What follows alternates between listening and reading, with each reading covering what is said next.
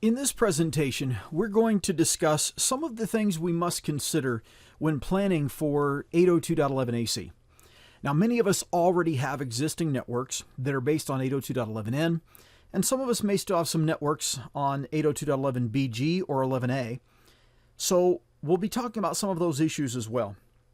But the important thing for us to consider is the features that are introduced by 802.11ac and how those features impact the planning for the implementation of the same technology. So we need to be able to put together a good plan for rolling out 802.11ac access points in our environment. And in order to do that, we have to know of its features. Now, we did go over 802.11ac features a few months ago in one of our webinars, and at that time we promised that we would do a planning webinar. Now we're presenting some of the important facts about planning for 802.11ac in this brief presentation. The first thing we're going to look at is understanding the issues and make sure we have a good understanding for what the issues are when it comes to planning for 802.11ac and building a good wireless LAN. Second, we'll talk about planning for coverage and then planning for capacity and planning for coverage and capacity, because that's really what we need in real-world deployments today. Then we'll talk about client considerations, because it's very important to understand how the clients impact your decisions when implementing 802.11ac or any other 802.11 wireless LAN for that matter. And finally, we'll talk about some upgrade planning. Now, today we have chipsets from several different manufacturers that are available, and these chipsets determine the features that we have today. So, for example, it's common to have Broadcom chipsets, Qualcomm, and Quantenna. These are all common chipsets that are available. We're not suggesting any particular chipset, but it's important to know that there are different manufacturers that implement 802.11ac in slightly different ways, all generally coming in compliance with the Wi-Fi Alliance testing. So let's talk a little bit about understanding the issues. And the first thing we want to talk about is the features of 802.11ac, because these are the things that really present the issues that we need to think about when planning for its deployment. Now, we went over these features in some detail in our last webinar on 802.11ac, so I will not belabor them, but I do want to give you an overview, a reminder of these features. First of all, we have wider channels. Channels can go up to 160 megahertz, but these are still based on the 20 megahertz building block. So if you go all the way back to 802.11a or OFDM, you'll remember that that gave us 20 megahertz channels in the 5 gigahertz frequency band. And then, of course, we implemented 20 megahertz channels with ERP in the 2.4 gigahertz frequency band. Then 802.11n comes along and gave us 40 megahertz channels, which were basically two 20 megahertz channels combined. Now with 802.11ac, in wave 1, we've already seen 80 megahertz channels, which is basically 4 20 megahertz channels, and then we'll see 160 megahertz channels, which is basically 8 20 megahertz channels. So the point is that we have these wider channels. The question we need to answer, and we'll talk a lot about that in this presentation, is do we want to use those wider channels? So that will actually be our primary focus of discussion today, is really looking at whether or not we want to use these wider channels, or should we go with narrower channels and have more of them. Now, we also have more spatial streams. This is up to 8 spatial streams. So we had with 802.11n up to 4 spatial streams, and of course ABG was 1 spatial stream. So what does this really mean? Well, it simply means that we can send on 4 different streams at the same time. Now, with 4 streams, you had up to 600 megabits per second. With 8 streams, we have even more, because not only do we have greater streams for throughput, but in addition with 11ac, we have more channels or more channel width. And so therefore, 8 streams with 40 megahertz is more than 8 streams with 20, and so on. So this comes back to our modulation encoding schemes, first introduced in 802.11n and still existing in 802.11ac. Another thing 802.11ac introduced was 256 QAM. This is 256 quadrature amplitude modulation. Now this is significantly more than we had in 11N with 64 QAM, and this can give you a lot of extra throughput as well. This is about very efficient use of the spectrum.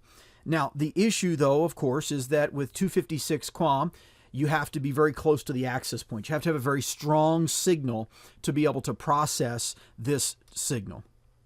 And then we have multi-user MIMO, or multi-user MIMO, or multi-user MIMO. It really doesn't matter to me how you say it. They all mean the same thing.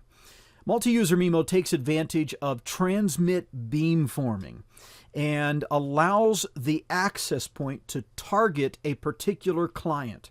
Now, we're not going to go into a lot of detail about how this works today, simply because we don't really have the access points to be implementing in our environments that support it yet anyway. But even when we do, you really don't have to know how it works as much as that your access point supports it if you want to take advantage of it. Now, there could be some impact on planning if you choose to implement multi-user MIMO, but for the most part, it's a technology that gives you an advantage for a client that moves to a particular position where the signal may not otherwise be strong. So we can use transmit beamforming to get a stronger signal to that client for communications purposes. And we can transmit to 2, 3, or more clients at the same time. So that's multi-user MIMO. And again, it'll be something we'll explore more here at CWNP in our webinars and writing as we see it implemented more in enterprise deployments. For now, just know that it's one of the 802.11ac features. So as we talk about understanding the issues then, one of the things that we have to think about is spectrum utilization. And we saw this when we looked at the different issues on the previous slide of wider channels, more spatial stream, 256 QAM. All of these things come together to help us use the spectrum. Now we have 2 frequency bands available to us, the 2.4 gigahertz frequency band and 5 gigahertz. And both of these are still available, but 802.11ac itself only uses the 5 gigahertz frequency band. 2.4 gigahertz is usually still supported in the devices. So when you buy an access point, it is usually going to be a dual band 802.11ac access point when you get an enterprise grade device. Now, what that really means though is that in 2.4 gigahertz, it's using an 11N chipset. And in 5 gigahertz, it's using 11AC. And you can often even see this when you take apart the devices. You can actually see the chipsets, you can see what it's using. Now, the reason for this is simple. There is no real benefit of putting 11AC and 2.4 gigahertz that is significant enough to justify it, because we couldn't really use 40 megahertz channels in 2.4 gigahertz anyway, so we're still down at the 20 megahertz channel width, and therefore the only thing we could potentially gain from would be some of the modulation or something like that, and it's really not significant enough to justify there. It's congested in 2.4 gigahertz with everything from mice to wireless LANs to cellular phones, so there's a big motivation to move to 5 gigahertz. And again, we have 20, 40, 80, and 160 megahertz channels. Now, in addition to that, we've got different data rates. Now, you have increased data rates in the same channel widths as you had in 11N. So if you have 11N versus 11AC, you have increased data rates with 11AC in 20 megahertz and in 40 megahertz. So even though you're using the same channel widths as 11N, 11AC gives you increased data rates, and that's because of increased modulation capabilities. But at the same time, 11AC also introduces 80 and 160 megahertz channels. Now, many environments have implemented 40 megahertz 11N in the 5 gigahertz frequency bands. So I don't think we have to debate a lot today whether or not we should or could use that, though many argue for strictly deploying 20 megahertz channels. Others argue for strictly deploying 40, and I think it's more sensible to say that in some environments you need 20 and in some you benefit from 40. The question today will be, do we want to go ahead and use 80 megahertz? Well, there's some very practical issues that come up if we decide to use that. And as far as 160 megahertz, I think we'll argue that it's probably not going to be most beneficial. So then with our data rates, just know that they increase from 11AG right on through to 11AC. So in the same channel width, 20 megahertz, AG is one speed, and then N is faster, and then AC is faster still. So using the same channel width, we get more data rate and therefore more throughput out of the later standards. All right, now it's time for us to begin talking about planning for coverage.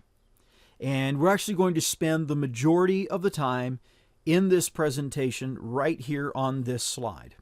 First of all, no discussion required for 2.4 gigahertz. Not that it doesn't matter, it's just that all the material that's out there for 802.11n planning in 2.4 gigahertz applies to your 11AC APs. Because when you put them in, when they support 2.4 gigahertz or when you enable it, it's simply going to be 11n there. So we're not really going to be discussing that today. 5 gigahertz actually provides for 25 20 megahertz channels. Now, when you first hear that, you might immediately think, wait a minute, I thought there were 24, or you might even say, wait a minute, I thought there were 21. So there are a lot of different numbers, and I think we'll make it clear what those are. First of all, note that 22 are available for use in the United States. So out of the 25 20 megahertz channels, 22 of them are available for use in the United States. And we'll see why. 9 are guaranteed to be available. Now, that might seem odd, but we can only guarantee with 100% certainty that 9 would be available, barring, of course, interference from neighboring networks and things like that. And we'll see why that is. Now, 195 megahertz of additional space is very likely in the next year. This would open up several more channels for us and really be a huge advantage for 802.11 networks, but it would also mean updating all of our chipsets and drivers and client adapters and computing devices and so forth to be able to support those extra channels. So it's exciting that they'll open up, but it's going to take a couple of years or more for us to be able to actually use that extra space for anything practical in most of our environments. It is also important to know that the channel reference numbering changed. So in 802.11n, if you implemented using, say, channel 36 and channel 40, a 40 megahertz channel, that 40 megahertz channel was referred to as 36 plus 1 or 36 plus 40. Okay, so that's the way we used to talk about it, right? We don't talk about it that way anymore. Now we talk about it by simply using the center frequency of the 40 megahertz, 80 megahertz, or 160 megahertz channel. Now the reason is obvious. We didn't want to get into saying 36 plus 40 plus 44 plus 48 for an 80 megahertz channel. Or 36 plus 40 plus 44 plus 48 plus 52 plus 56 plus 60 plus 64 for 160 megahertz channel. You get the picture. So the point is we did not want to be in a scenario where we had this naming system for it. So instead we go with that center frequency. So for example, channel 36, channel 40, the 40 megahertz channel would simply be channel 38.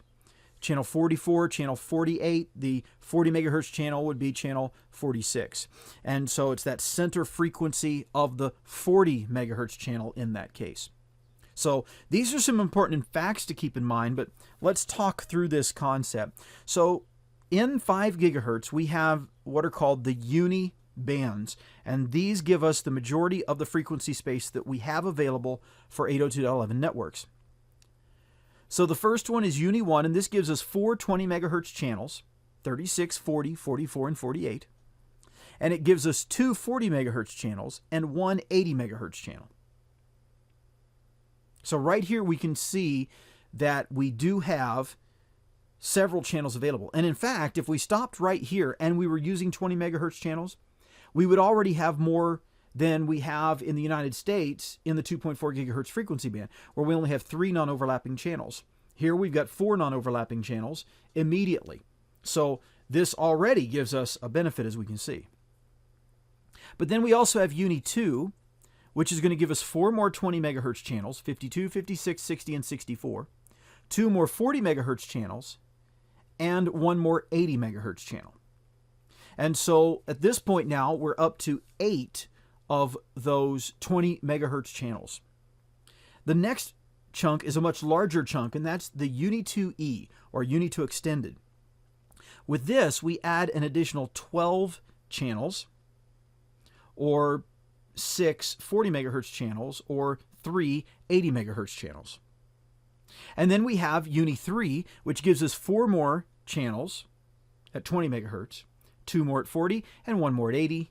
And then finally, we branch over into the ISM band, with channel 165. And that just gives us one more 20 megahertz channel. It doesn't really help us with the 40 megahertz or 80 megahertz channels directly in this case.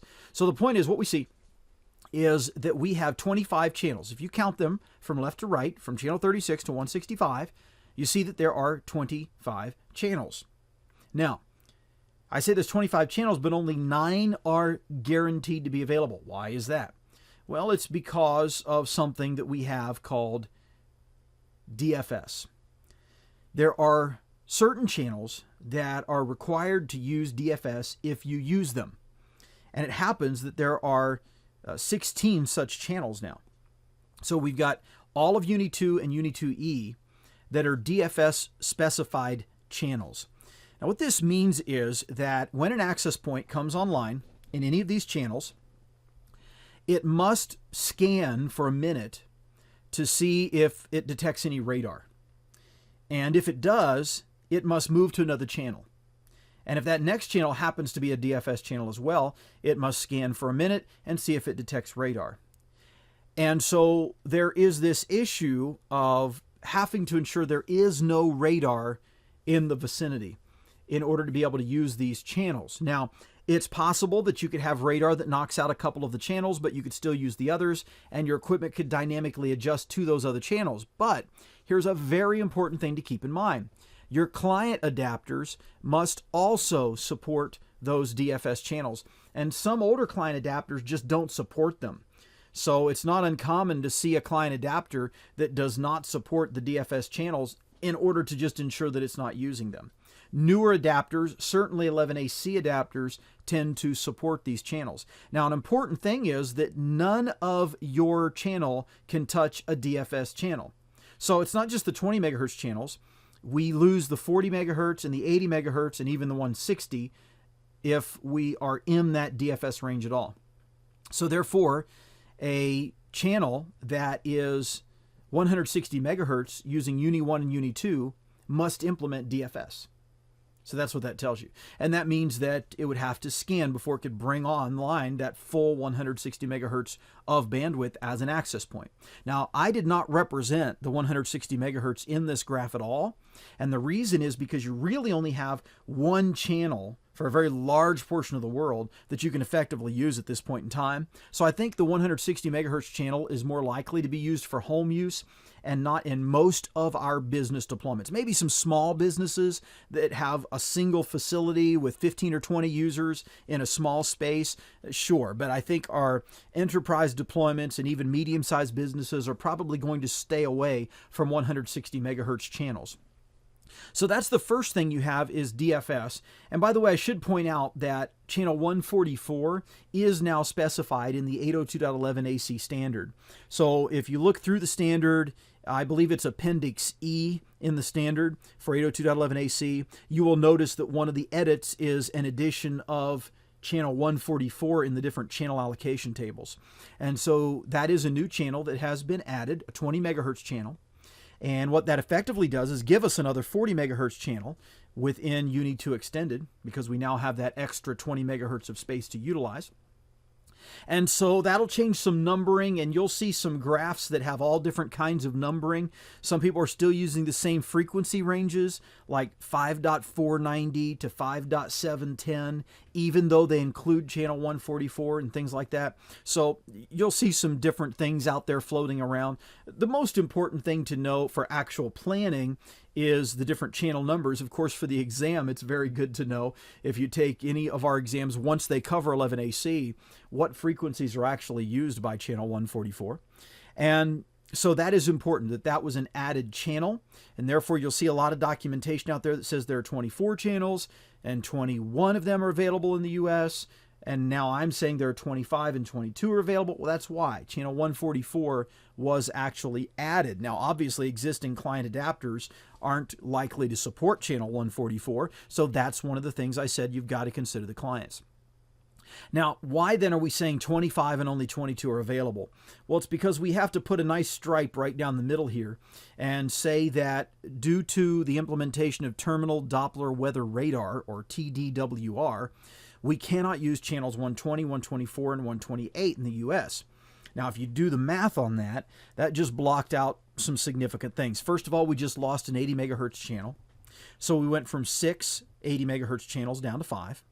We also just lost 2 40 megahertz channels. So we have gone from 12 down to 10 of those that are available to us in the 40 megahertz channels. So why do I say 9 are guaranteed to be available as far as the 20 megahertz channels go? Well, there are 9 that are guaranteed to be available because they're in Uni 1 or Uni 3 and ISM. And so they are not DFS channels. So 36, 40, 44, 48, 149, 153, 157, 161, and 165. Those are guaranteed to be available as far as the spectrum goes. Now, your device may not support, say, channel 165. If the device is designed for deployment in the UK indoor, it may not support, say, 161 or something like that. So depending on what your device is designed for, and this is an important thing to keep in mind, many organizations simply choose when they build a device to say, okay, we're going to support the channels that the majority of our customers will need, and therefore a lot of them do not support 120, 124, and 128, even though they may be deployed in a part of the world where those channels could be used. So there's an important thing to consider. That's why what you have to do and what I have to do is I have to look at the access point I'm buying and see what channels are supported by that access point. Because when it comes to my channel plan, that's where my decision is going to be derived from. Not because I know the standard and I know which channels the standard allows for. No, it's going to be because I know the hardware I'm deploying and what channels they support. Or, let's flip that backwards, I decide what channels must be supported, and then I choose my hardware based on that. So that's a consideration as well. Now, the important thing to keep in mind then from what we've seen here on this slide and this particularly the diagram showing the channels is that we have a total of 10 40 megahertz channels for use in the United States or 5 80 megahertz channels. Now, 5 80 megahertz channels is enough for us to utilize if we so desire to implement 80 megahertz channels. And you might wonder, well, why would I even bother to implement an 80 megahertz channel? I have many clients today that simply do not support 80 megahertz and they only support 40 megahertz. So it seems that I should just implement that. Well, that's a feasible argument, but the thing to keep in mind is that you can implement 80 megahertz and then the clients that can use it will use it, and the clients that cannot will not. And then there's also a feature built into 802.11ac so that you set up your primary 20 megahertz channel. So let's say I'm using an 80 megahertz channel using Uni 1, all of Uni 1. It's my 80 megahertz channel. And I set the primary channel as 36. Then what happens is anytime the 80 megahertz 11AC client wants to send a frame and it sees that channel 44, let's say, is in use, because it hears communications from another access point, it knows it cannot use all 80 megahertz now. So it'll throttle back and use just a 40 megahertz channel, 36 and 40, right? And it'll communicate on that. Or it could throttle back even further to just a 36 megahertz channel. So the point is, you can say, go ahead and use an 80 megahertz channel, but do channel width back off to 40 megahertz or 20 megahertz or whatever is required in order to get it back to the point where there's no interference, and I can go ahead and send the frame right now.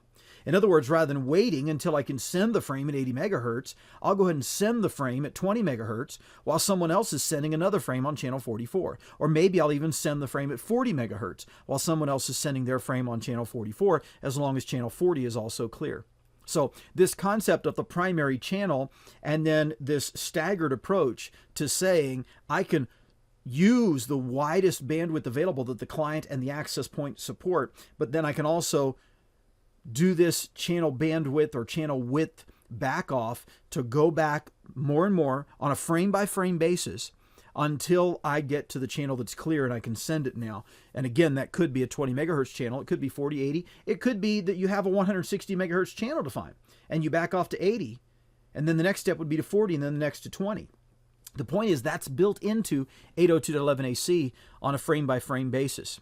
Now, at this point, I haven't seen any actual studies that show what kind of performance impact that might make. That is to say, is there an argument for saying, well, you should not implement that because the extra steps of deciding if I can send, no, let's throttle back and then send in the next channel back. No, I can't do it there either. Let's throttle back and then send in the next channel width back.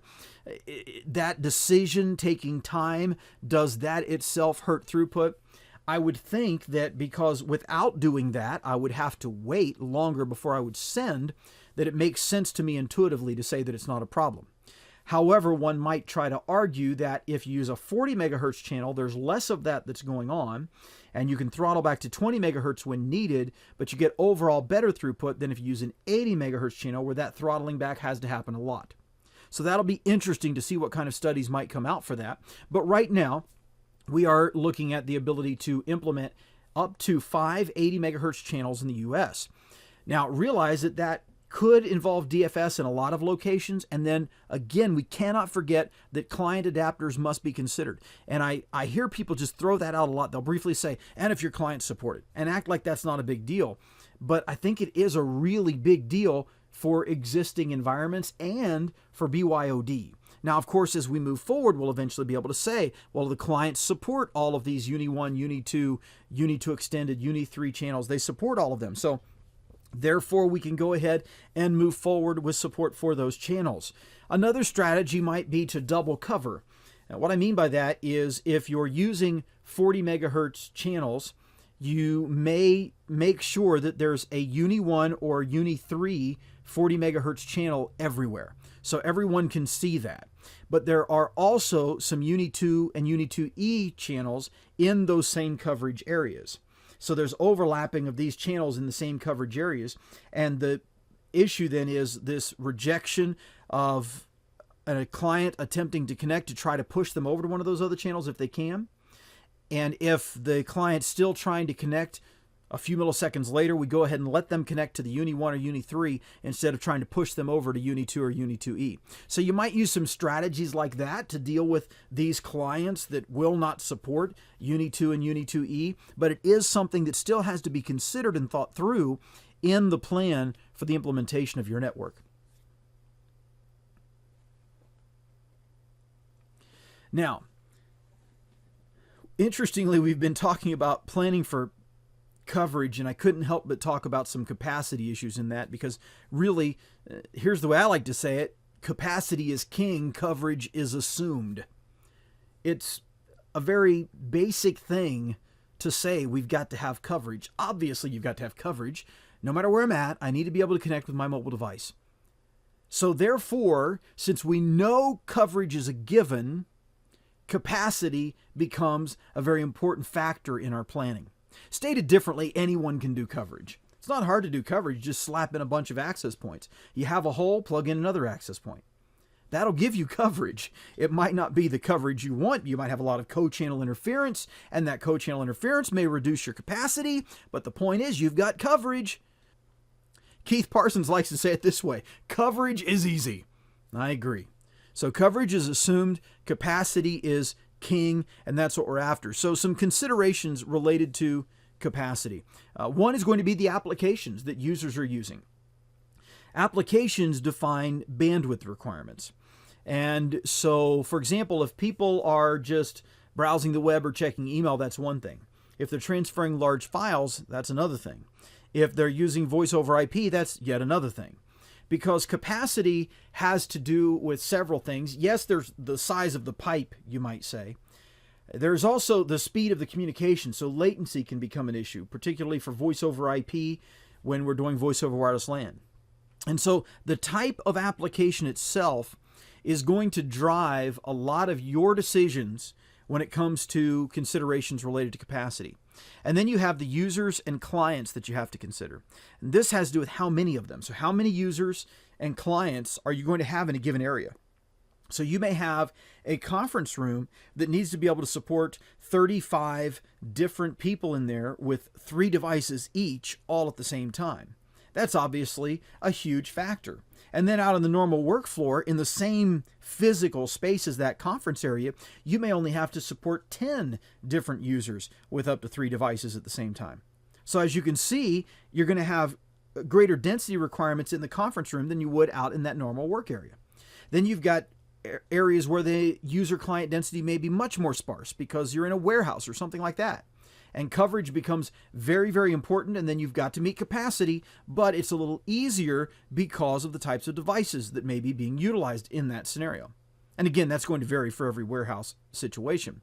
So the point is, you need to know your applications, and you need to know your users and clients. And then when it comes to clients, you need to know what type of client. And we'll talk a little bit more about that later. Then you need to think about the wireless side, which is mostly what we've been talking about so far, getting a good channel plan, implementing it so that your network performs well. But there's also the wired side. We have to make sure that we have the back-end support.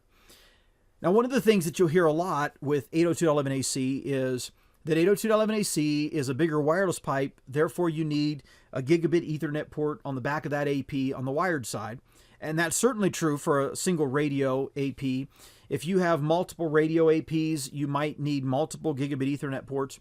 But my suggestion is that the wired side capacity issue is going beyond the port connection at the access point.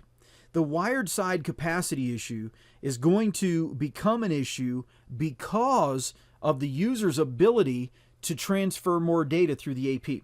Let me say it this way. When users can transfer more data and they understand their videos work better, their audio works better, that they can do more, they tend to do more. For example, if you allow for BYOD just for internet use and you don't really throttle the internet use, you may have users who bring in their own laptop to do updates at work because your internet speed is faster rather than running their Microsoft updates from home. They may bring in their laptop from home to download a 5 gigabyte file rather than doing it at home where they've only got a 6 megabit DSL connection. So as you can see, what happens is when users perceive there's this greater bandwidth, they may take advantage of it.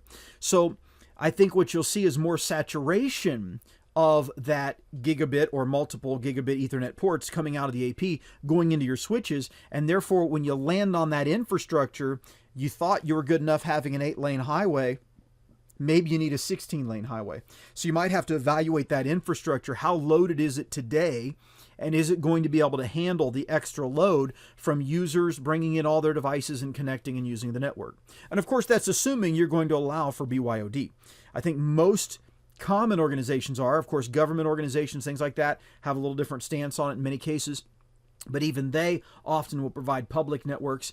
Either way, the wired side is beyond just that port at the access point. We have to think about the infrastructure as well. And another thing to keep in mind is that installing more physical AP devices is not the only solution.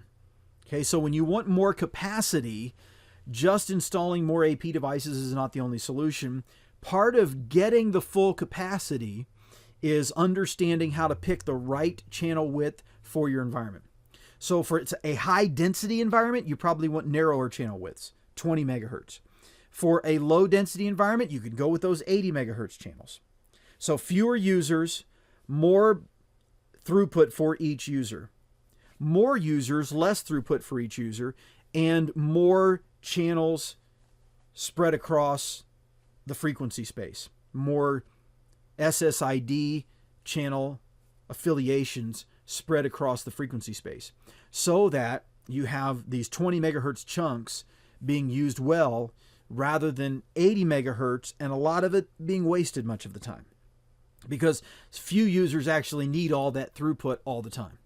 So therefore, it's not just about installing more physical AP devices. I'm talking about the whole AP unit, but it may be about purchasing APs with multiple radios that can be assigned with narrower channel widths rather than automatically assuming that you need to have multiple physical APs.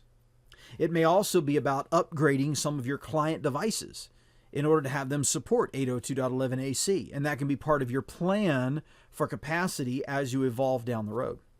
Now, of course, you don't have as much control over BYOD and what users may bring in, but the point is consider everything, not just the number of physical access points.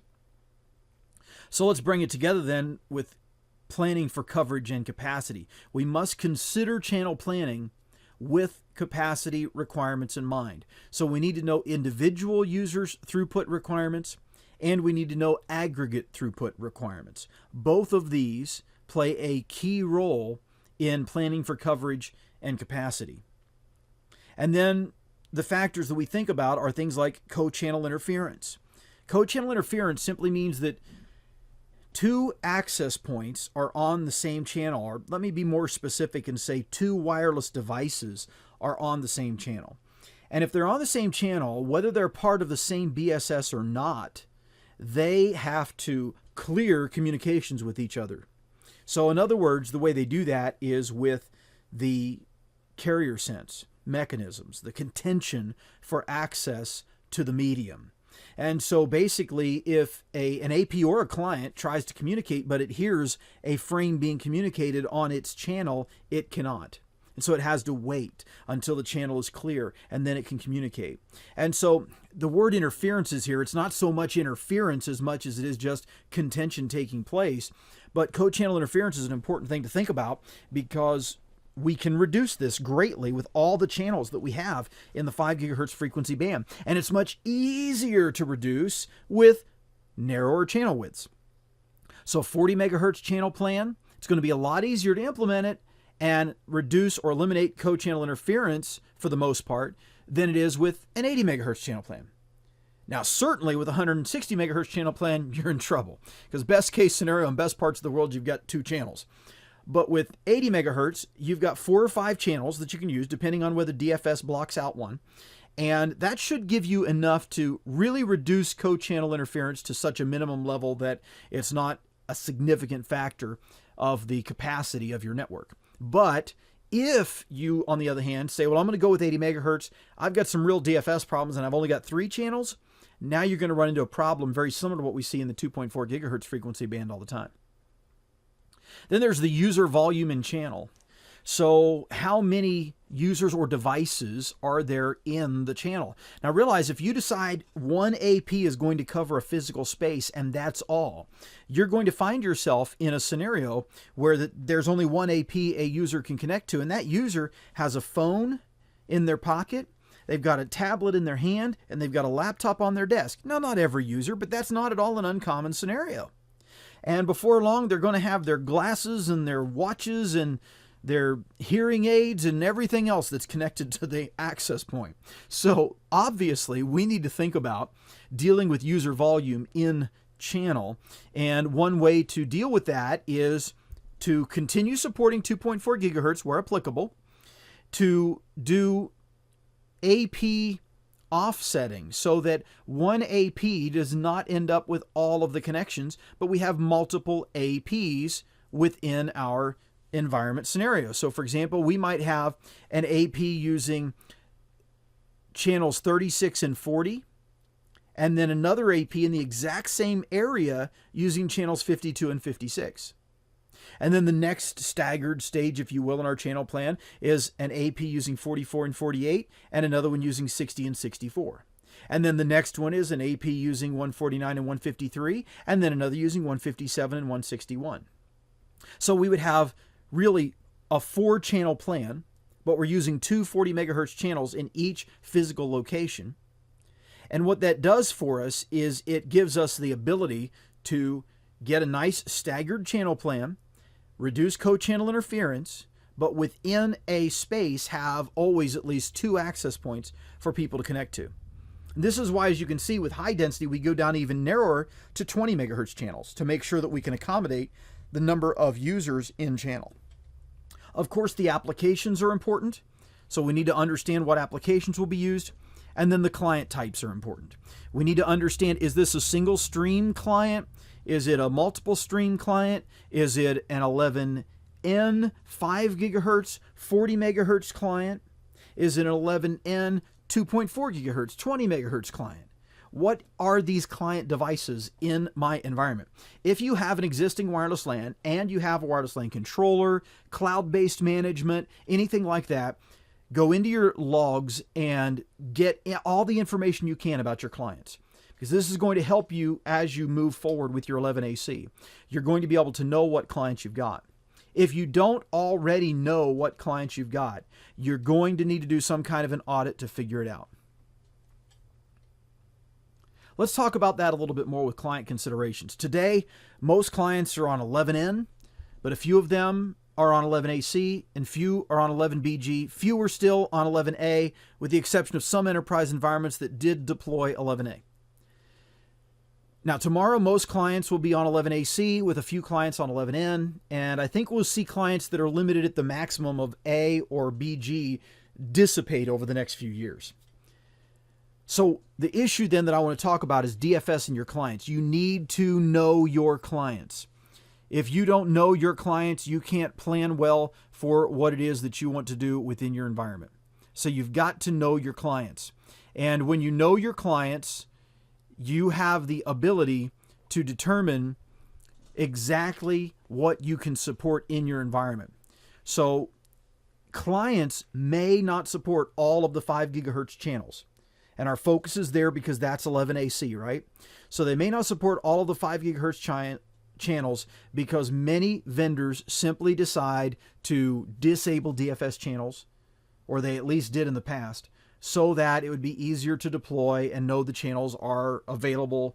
A client cannot do DFS detection in most cases. They don't have that logic. And the original regulations constrained such.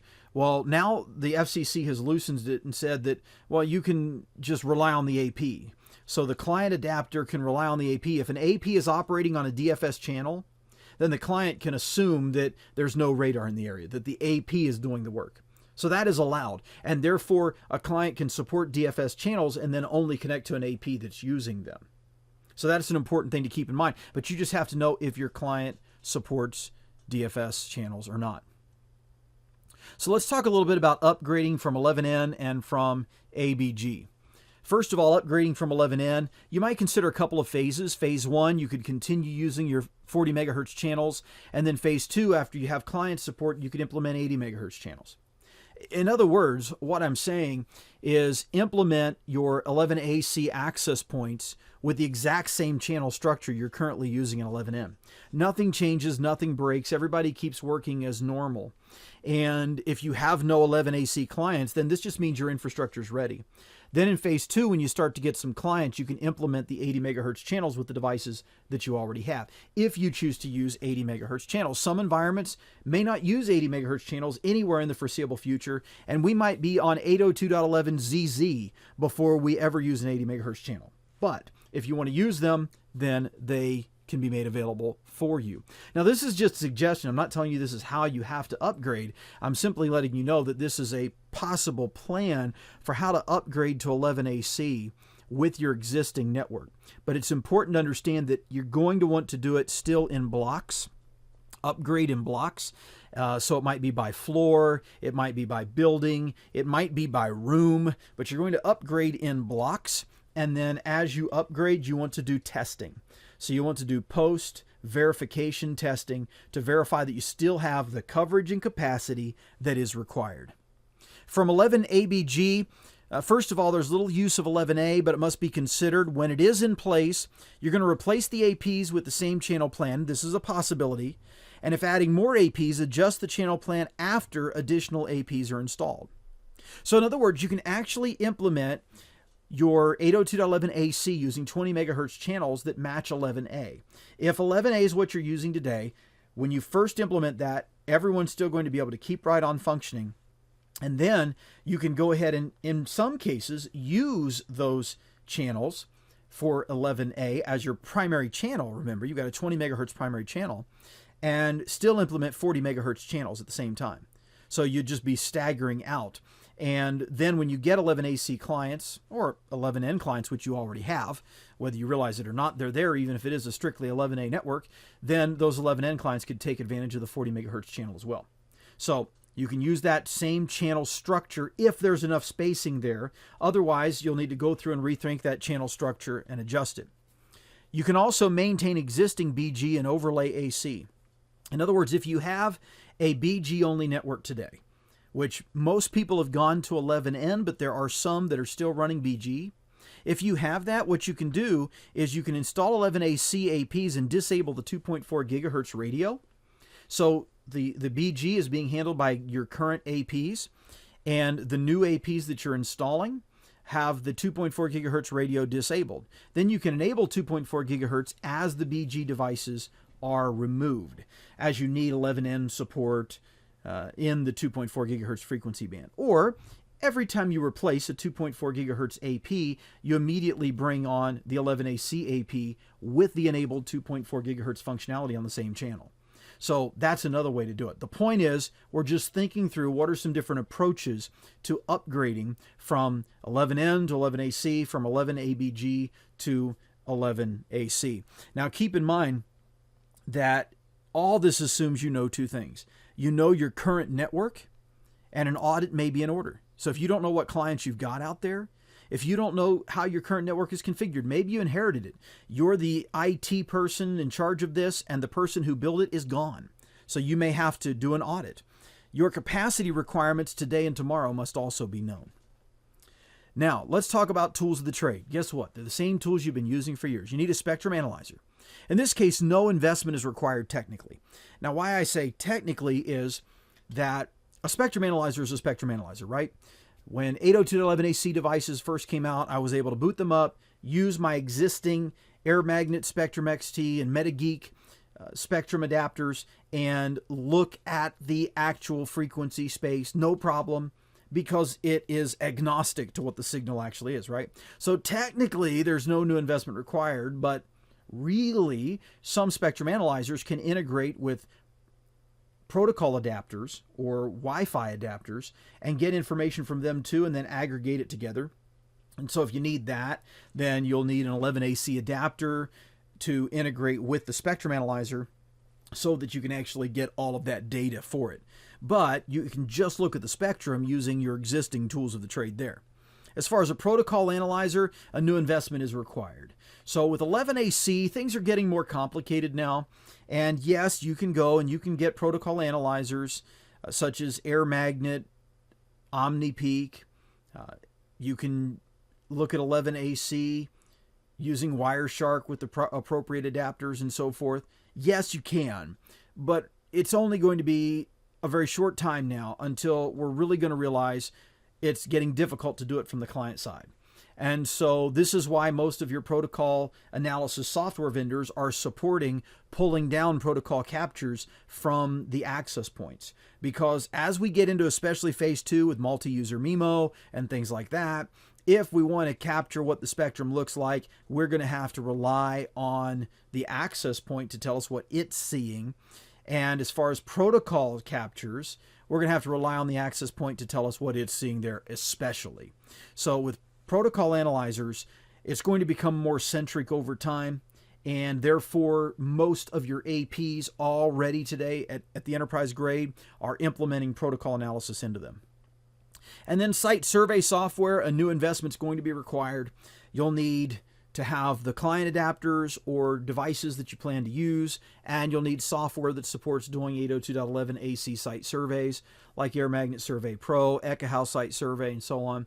So these tools now support 11ac, and you're going to need those in your arsenal as well. So in this presentation, we looked at understanding the basic issues with 11ac planning, planning for coverage, for capacity, for coverage and capacity. We talked about client considerations and upgrade planning, as well as some of the tools of the trade.